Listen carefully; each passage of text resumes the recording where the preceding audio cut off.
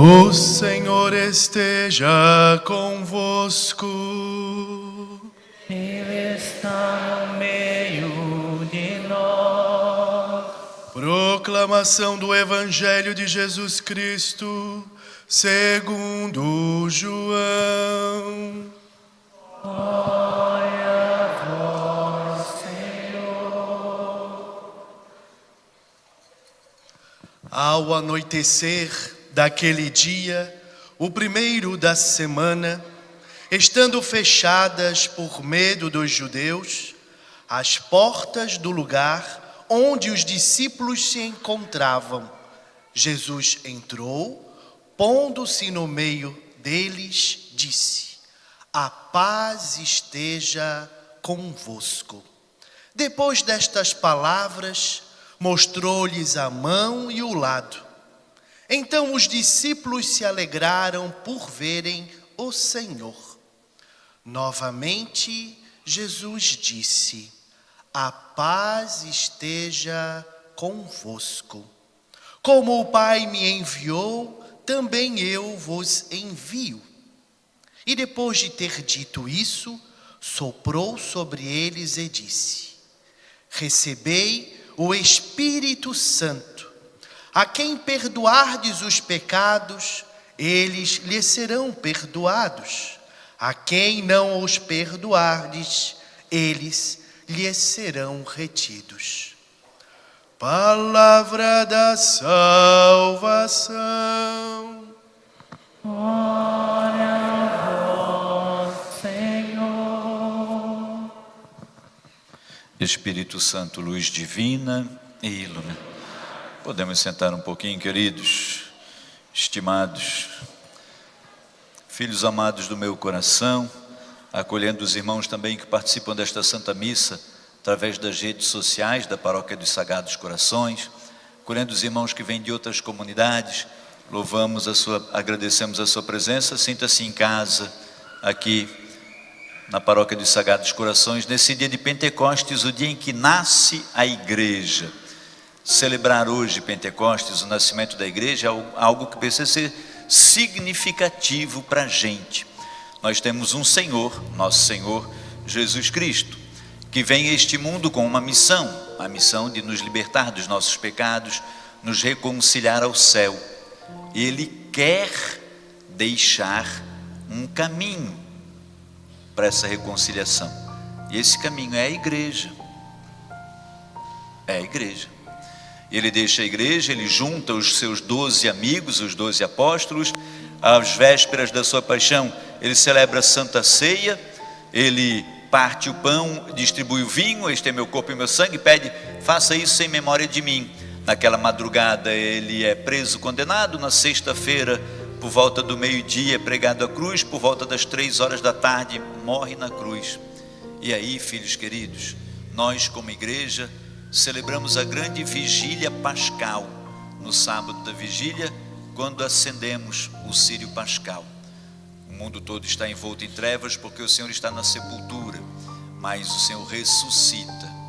E diz o Evangelho, a palavra de Deus, e nós celebramos isso agora, depois da ressurreição, durante 40 dias, o Senhor aparece aos seus discípulos, lhes dando instruções. E 50 dias depois da ressurreição, vem sobre a igreja o Espírito Santo, nasce a igreja.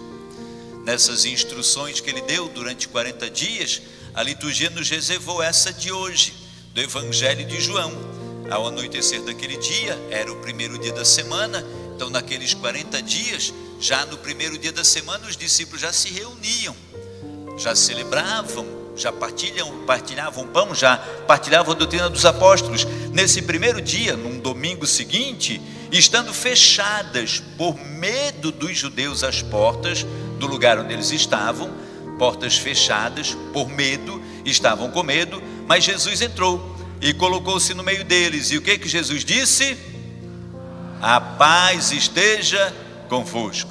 Filhos queridos do meu coração, nós também, eu e você, muitas vezes, com os nossos medos, nossos temores, nossas angústias, a gente não sabe o que vai ser amanhã, Como é que vai ser? Como é que eu vou sobreviver? Como é que eu vou dar conta das coisas? E o meu filho que está nascendo, e o meu filho que está enfermo, e a gente perde alguém querido. Nós nos enchemos de medo, e é muito natural que o nosso medo também nos prenda, faça a gente fechar as portas, nos esconder, trancar, nos escondemos com os nossos medos. Mas se nós vivemos essa graça dos apóstolos, estamos com medo, sim, mas estamos com Jesus, estamos com o Senhor ali, estamos em oração, portas fechadas, mas em Deus. Deus entra, o Senhor entra, mesmo as portas estando fechadas, mesmo no escondimento do nosso medo. E a primeira coisa que o Senhor leva lá no nosso temor é a paz. Mesmo que estejamos angustiados, temerosos, ansiosos, mas o Senhor entra e traz a paz. E nesse dia, o Senhor já sopra sobre eles o Espírito Santo. Diante dos seus discípulos, percebendo o medo que eles estão, o que Jesus percebe?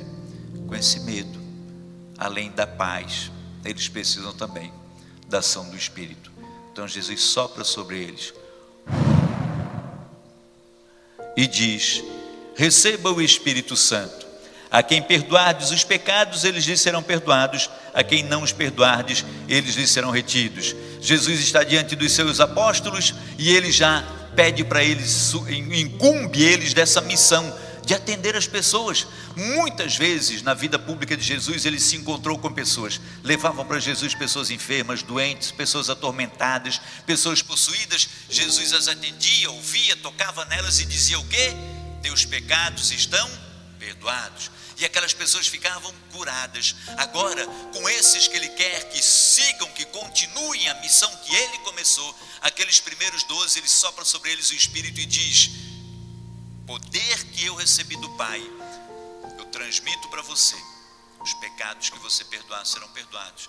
E aqueles 12 recebem do céu esse sacramento da confissão, a missão de atender as pessoas.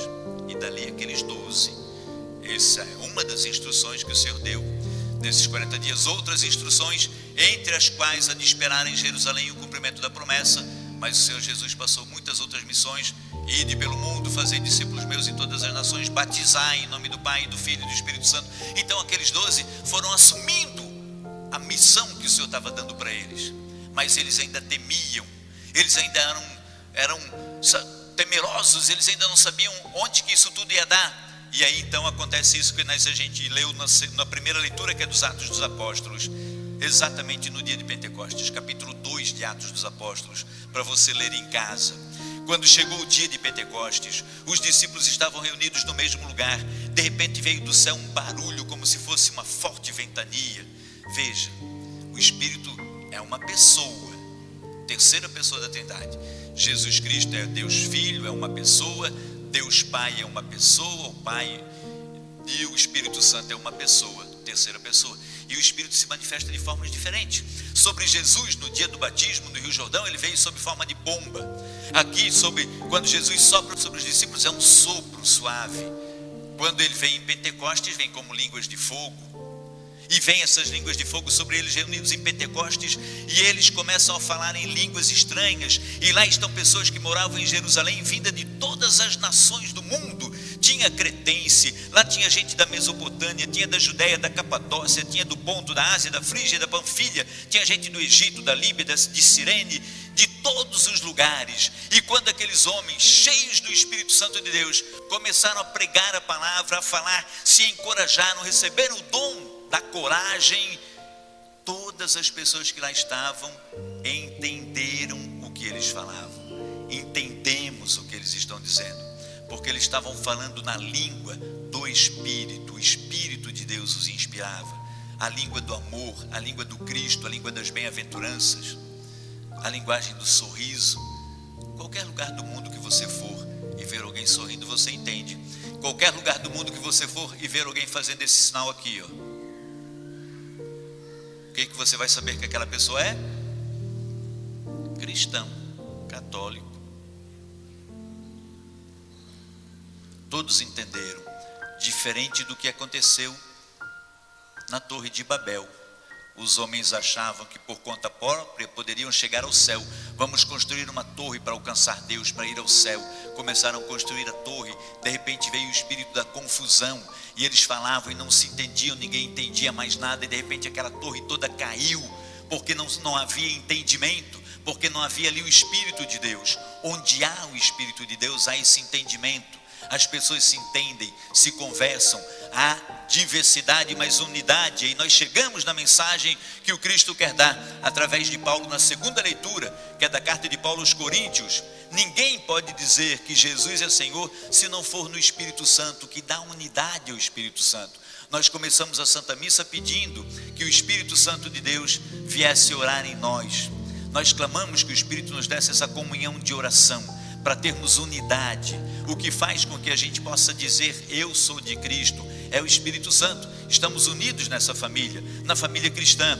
Mesmo que haja diversidade de dons, o Espírito é um só. Diversidade de ministérios, mas é o mesmo Senhor. Diferentes atividades, mas é o mesmo Deus que realiza tudo em tudo. E a cada um é dada a manifestação do Espírito Santo para o bem comum. Paulo diz, é como um corpo. Embora tenha muitos membros, todos os membros do corpo, embora sejam muitos e sejam diferentes, formam um só corpo.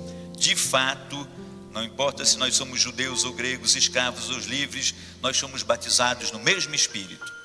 Essa vela, esse círio, que foi aceso na noite da vigília pascal, essa vela, esse círio, a cada batizado, ele é novamente aceso. Nós vamos acender para sermos batizados, porque somos todos batizados no mesmo Espírito. Acesa a nossa vela, para que nós façamos parte desse corpo, que é o corpo místico da igreja. E esse corpo tem uma cabeça. Qual é a cabeça? Quem é a cabeça desse corpo? Cristo. Cristo é a cabeça desse corpo, que dá unidade. Os membros são muitos, são diversos, mas estão todos ali unidos pela cabeça que é Cristo. Filhos queridos, a igreja tem muitos membros. Eu e você somos um. Alguns membros da igreja são padres, outros são diáconos. Há membros da igreja que são franciscanos, membros que são beneditinos, membros que são carismáticos, membros que são mais conservadores, mas todos fazemos parte do mesmo corpo.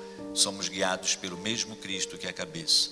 E Cristo, quando reza a Deus, Ele reza para que nós sejamos um, como Ele e o Pai são um. Então vamos caminhar nessa graça, nessa direção, sempre contando com a graça do Espírito Santo, para continuarmos sendo um.